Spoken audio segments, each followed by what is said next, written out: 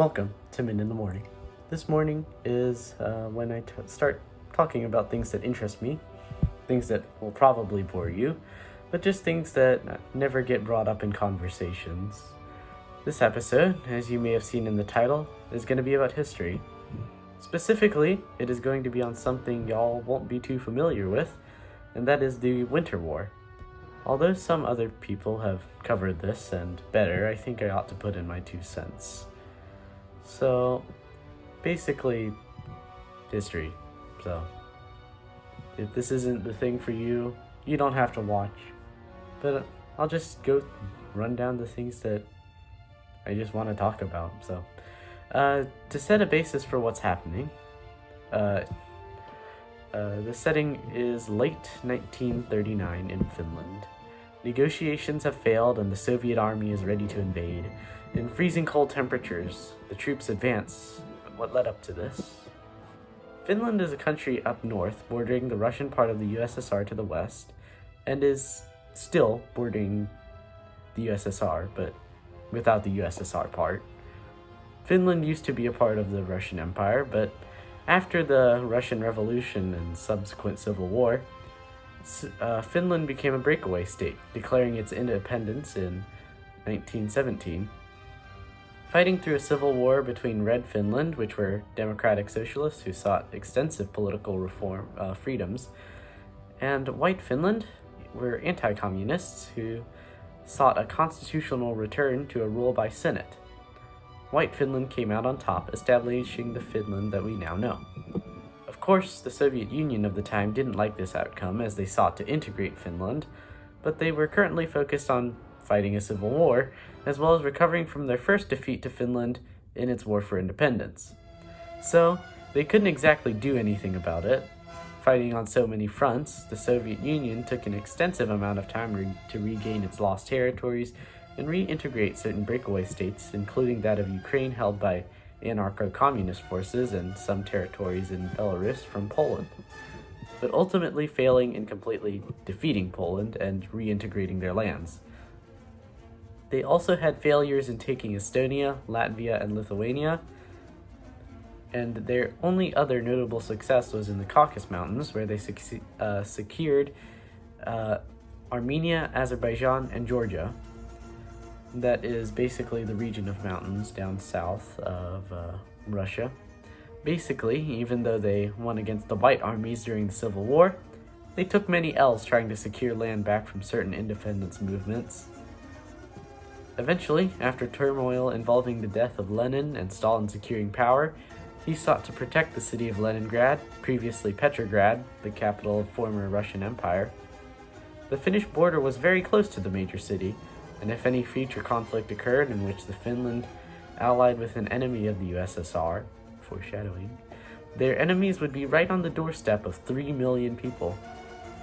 Fast forwarding to 1938, at first, the USSR sought negotiation. At the time, diplomatic relations between the two were gradually improving, and only 6 years prior they had signed a non-aggression pact proclaiming that neither could attack the other for 10 years.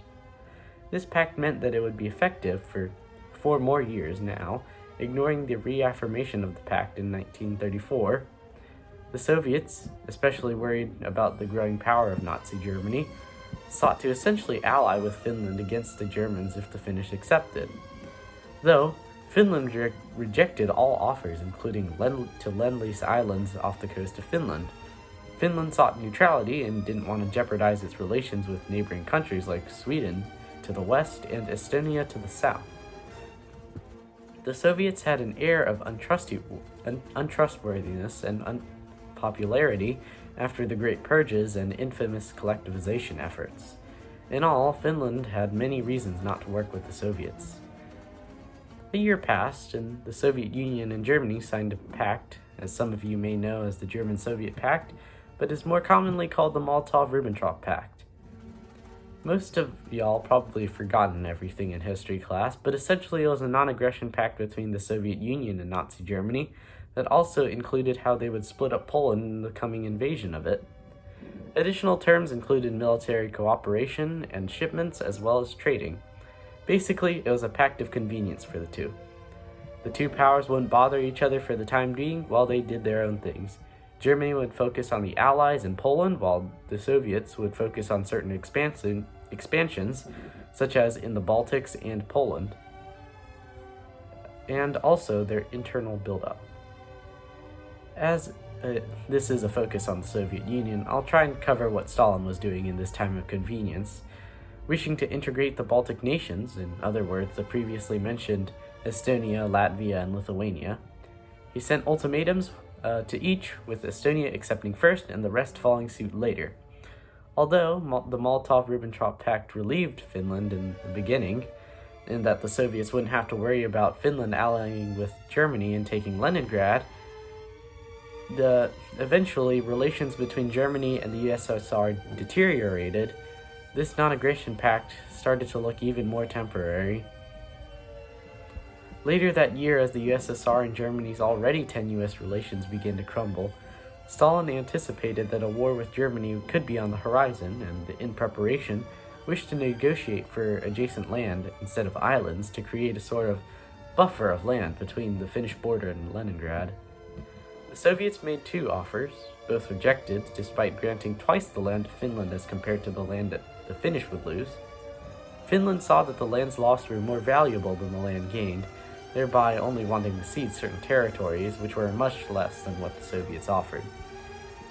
On the 13th of November, the last of the second round of negotiations had ended, and the Finnish delegation returned home, assuming that more negotiations would be held later on, but they were unknowing of what would be to come.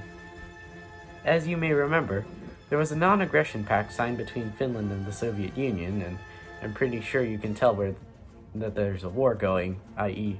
Winter War. So, how's the Soviet Union going to explain to the public why they are attacking Finland despite the non-aggression pact? Well, it's going to be a staged incident, as well with many wars. On the 26th of November, Soviet artillery struck their own city of Manila, which was near the Finnish border, and Soviet authorities claimed that it was Finnish artillery that killed several Soviet troops stationed there. They then claimed that it was Finland breaching their non-aggression pact, and just 4 days later, Soviet forces totaling approximately 630,000 men crossed the Finnish border and began the Winter War.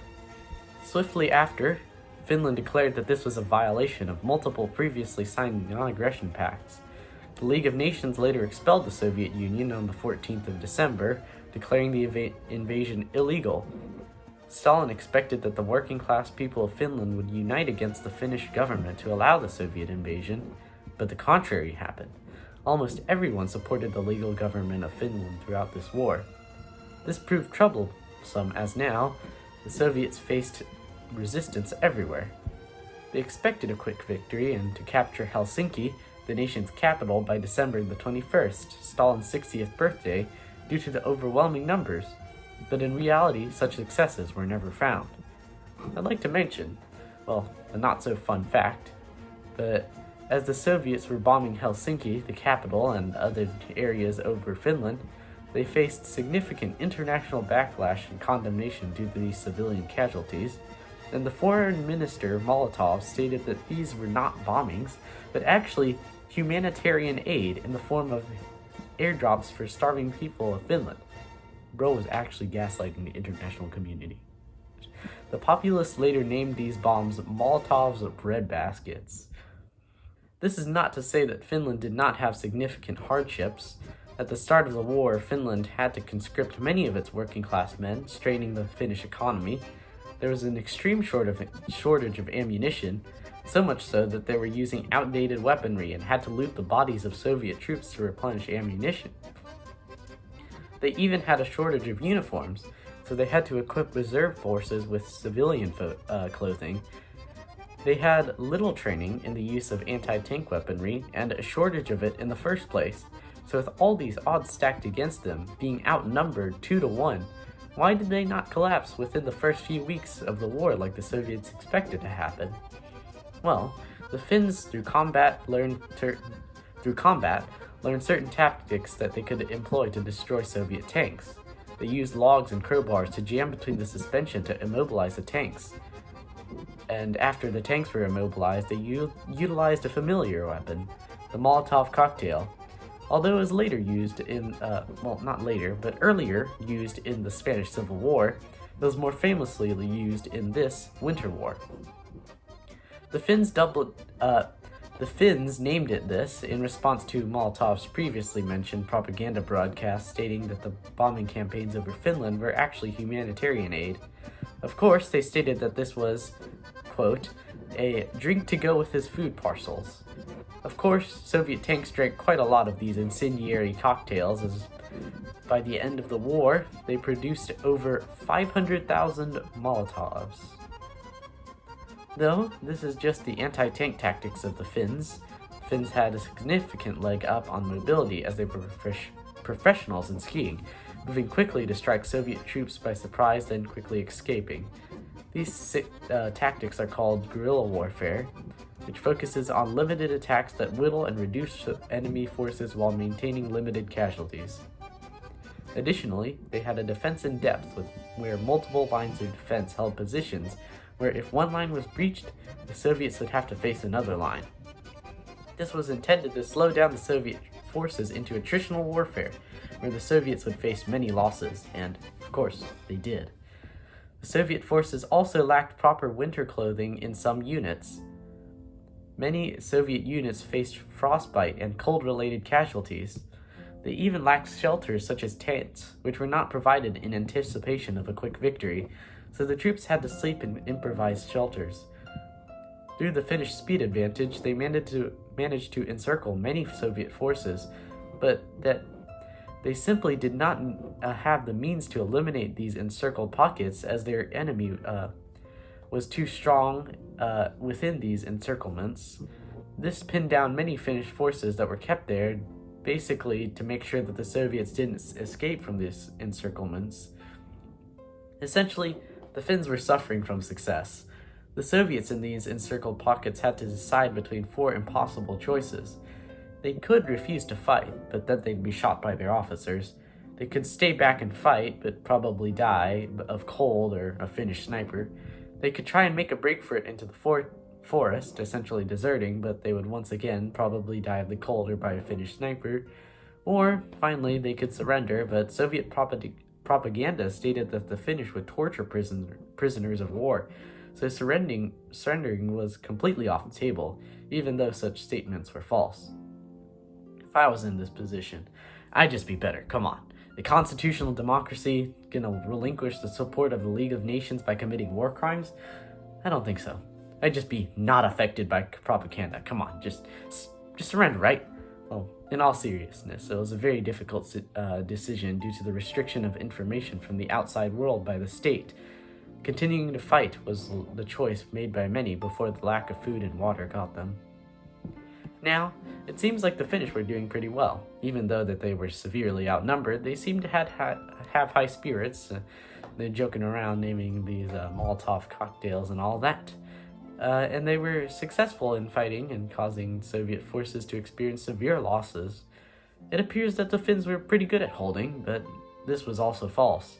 In February, despite such successes in defending, the sheer weight of being outnumbered in the air and land overwhelmed the undersupplied Finnish troops. Soviet tanks could not easily be defeated if they were protected by infantry, and their commanders were very willing to take massive losses in the name of advancing. After more rapid success, Stalin realized that the war could no longer continue, as the war was very damaging to the USSR's reputation and that the war was too costly. Finland and the Soviet Union would later enter peace negotiations, which ever more lands than the original ones in the original deal were demanded, and Finland had to accept to maintain its bargaining power while it could. In the end, the Soviets lost almost 400,000 men, while the Finns lost about 70,000. It was a terrible war for the Soviets, even though it did result in some territorial gains. The USSR had its reputation terribly damaged, the League of Nations membership revoked, but that didn't really do anything, and terrible performance even inspired Hitler to believe that an invasion of the Soviet Union would be easy. Additionally, this winter war inspired a continuation war, with Finland allying with Germany, where they wish to take back the lost lands in the Winter War and possibly even gain even more lands. I find this war particularly fascinating because it has implications for the modern-day conflict in Ukraine. Ukraine had similar circumstances to Finland, fighting off a Russian giant. It's just also another example how small nations may hold off much larger ones through superior tactics. Anyway, I think I yapped enough today. And even though I definitely could have said more, I think you're pretty tired of seeing my face by now. Well, thanks for watching. Goodbye to all, a good morning.